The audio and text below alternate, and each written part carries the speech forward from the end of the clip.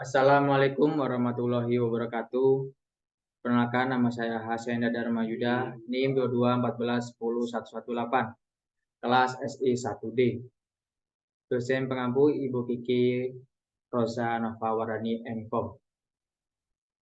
Saya di sini akan menjelaskan tentang konsep dasar dan teknologi komputer.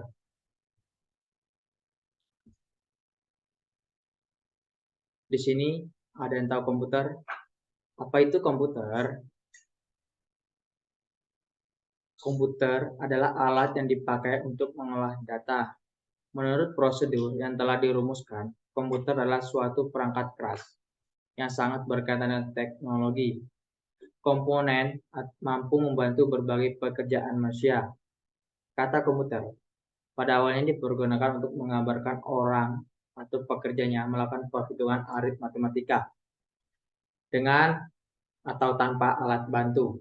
Tetapi arti kata ini kemudian dipindahkan kepada mesin itu sendiri. Asal mulanya, pengolahan data informasi hampir eksklusif berhubungan dengan masalah aritmatika.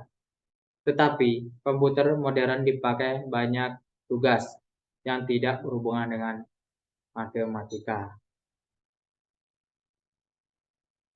Pengertian umum komputer.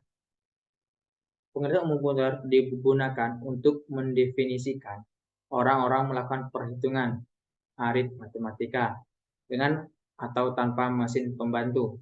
Menurut Brand Coast Etymology, kata tersebut digunakan dalam bahasa Inggris pada tahun 1646 sebagai kata untuk orang menghitung.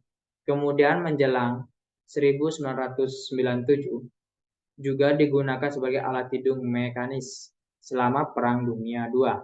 Kata tersebut menunjukkan kepada para pekerja wanita Amerika Serikat dan Inggris yang pekerjanya menghitung jalan aritil perang dengan mesin hitung. Di sini pun ada sejarah awal mula komputer. Komputer pertama kali ditemukan pada tahun 1922 oleh seorang ahli matematika asal Inggris atau namanya Charles Babbage. Mulanya, Babbage bermaksud untuk menciptakan sebuah mesin hitung bertenaga uap yang dapat menghitung tabel angka.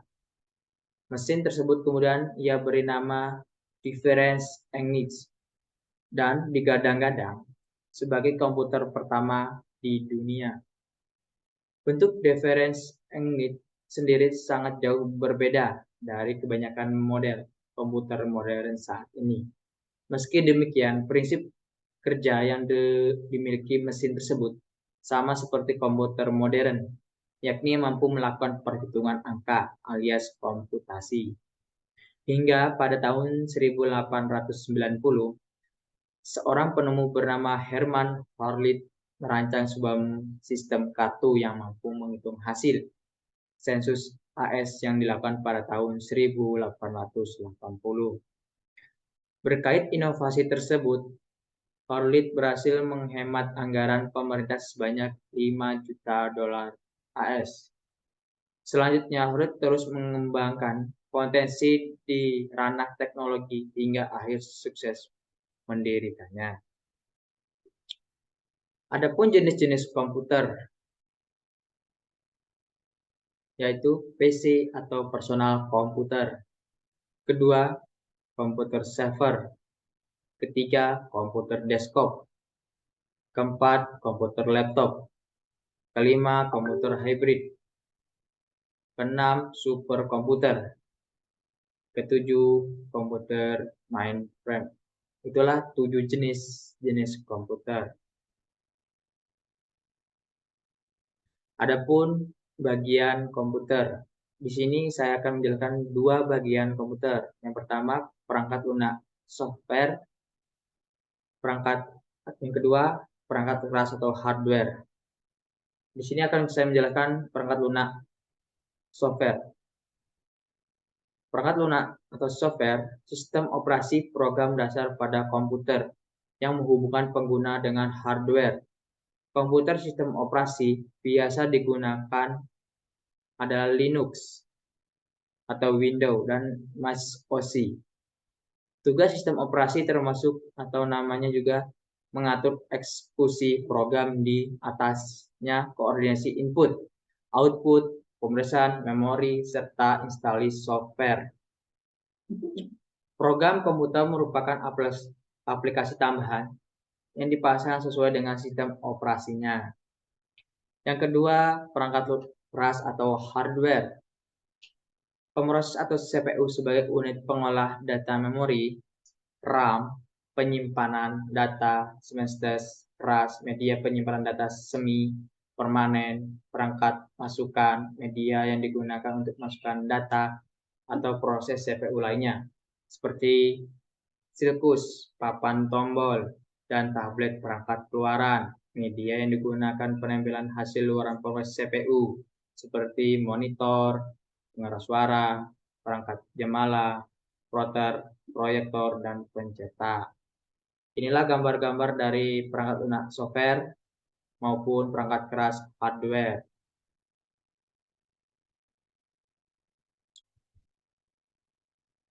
Komputer juga mempunyai komponen. Komputer mempunyai 3 komponen, yaitu komponen input, komponen proses, maupun komponen output. Di sini saya akan menjelaskan komponen input. Komponen input merupakan komponen hardware yang memiliki fungsi sebagai pemberi perintah. Berbagai tugas yang akan diberikan kepada komputer. Beberapa komponen input tersebut diantaranya keyboard, memberikan input atau masukan beberapa alphanumeric dan imperatif AIC lainnya. Yang kedua, komponen proses. Komponen ini memiliki fungsi untuk mengolah data atau memproses perintah yang diberikan oleh brainwave yang kemudian ditampilkan pada komponen output. Yang ketiga, komponen output. Komponen output adalah komponen yang memiliki fungsi untuk menampilkan informasi dari perintah yang telah diproses oleh komputer. Inilah gambar-gambar dari perangkat proses, input, atau output.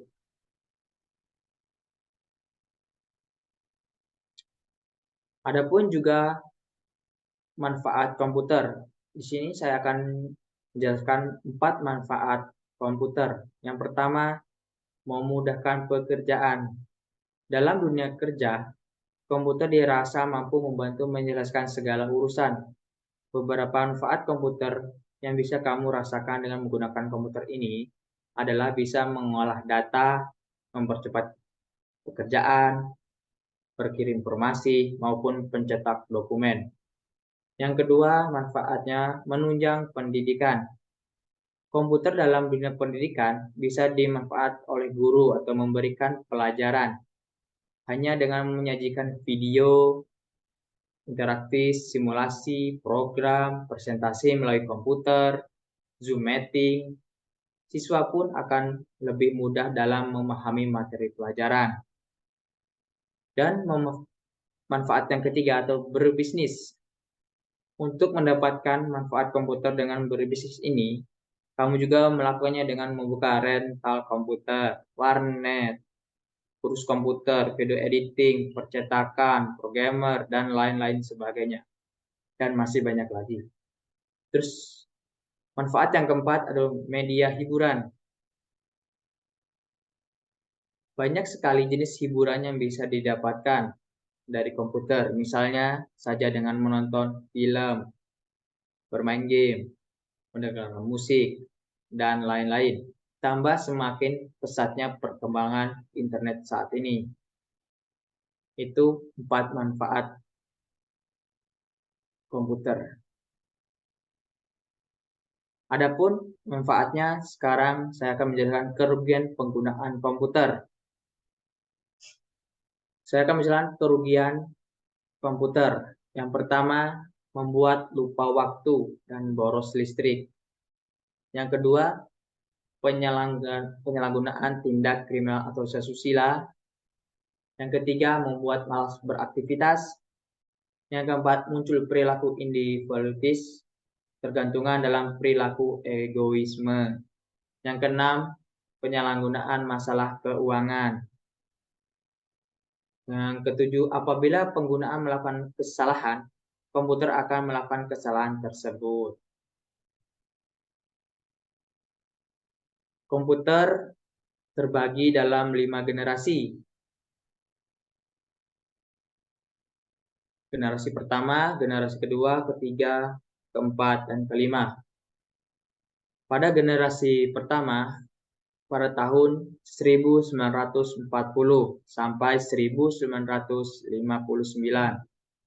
Generasi kedua 1959 sampai 1965. Generasi ketiga 1965 sampai 1970.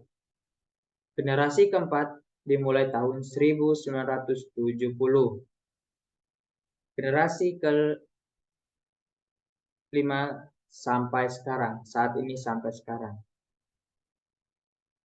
Ini pun ada generasi pertama, contohnya komputer, ada fotonya, silahkan dilihat sampai generasi kelima. Sekian video pemaparan saya tentang komputer. Jika ada kekurangan saat saya menjelaskan, saya minta maaf, kurang lebihnya saya mohon ampun.